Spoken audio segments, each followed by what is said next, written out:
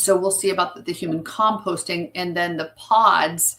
So I've always sort of gotten a kick out of like the advertisement for the pods, because like it shows the body like folded in half, and like, you know, this little AI of them putting it into this pod. And I'm thinking, well, if anybody's really, you know, funeral directors, of course, we know that a body's not going to cooperate like that to go into this pod. Like they show it all nice and folded in half. But the reality of that would be much different. It would look much different trying to get this person into this pod.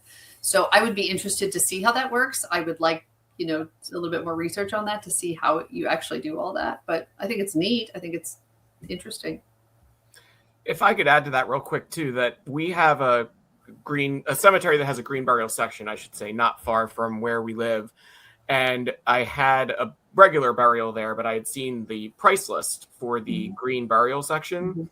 And it was interesting because I think there's probably an assumption that green burial options are much cheaper. But in this case, this particular cemetery, the plots, the opening, everything was almost double that of a traditional burial plot. So kind of interesting. It is interesting. Yeah. Can I touch the human composting too, real quick?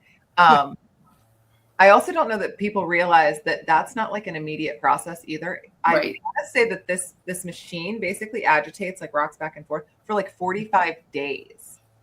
So this is not like, oh, we're going to do this. Okay.